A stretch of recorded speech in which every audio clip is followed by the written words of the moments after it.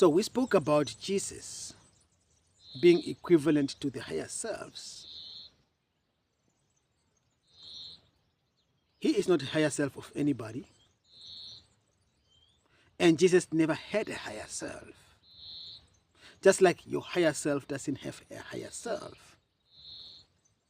Forget about the oversouls. That is nonsense. Another deception. There's nothing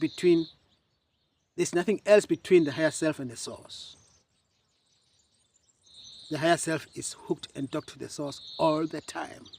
It's in union with the source, never left the source. It rather took a part of it, you send it out in the world to experience, or for that matter, for some who just didn't came here to experience, but to came here with a clear mission, clean up. Those are the waves of volunteers that we spoke about, who just came with a mission to clean up and to help with the ascension to the next dimensional frequency. Let's go back to Jesus and the higher selves. Jesus is equivalent to the higher selves. Jesus, as a soul in a person we call Jesus, as you know, emanated, came directly from the source, never had a higher self. You and me, we have a higher self. Jesus didn't have a higher self. His higher self was the source. Just like the higher self of my higher self is the source. That's where I meant with Jesus and the higher selves are at equivalence. So now let's talk about why some religions are referring to Jesus as being God.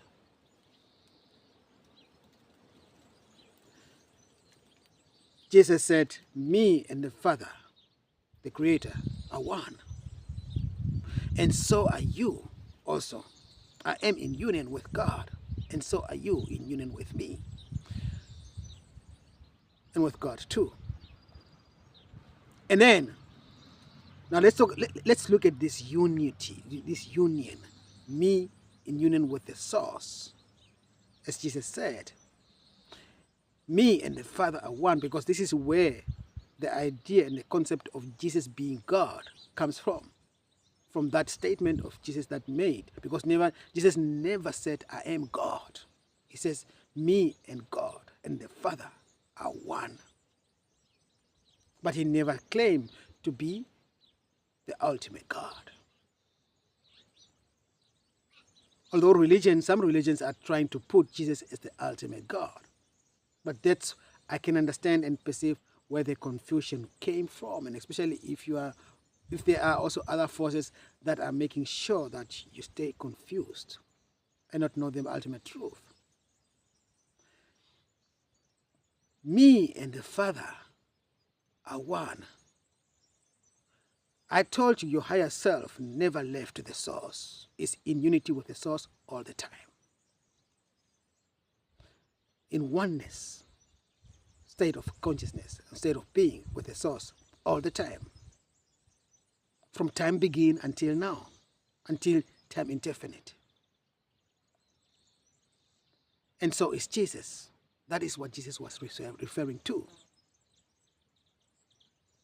So, that's why some religions, and especially the New Age, they're saying, you are God, having a human experience. That is true. But let's not forget that you are the spark, only the extension of the source, but not the source, the big source itself, the unmanifested one. There is the source, God, the unmanifested one. And then there is you, the spark of it, the extension of it. So basically, we can call all those who are divinely sparked, not all of them, not all of humans are having a divine spark. Those who are divinely sparked They can go ahead and say, hey, I am God. To some extent, it is true.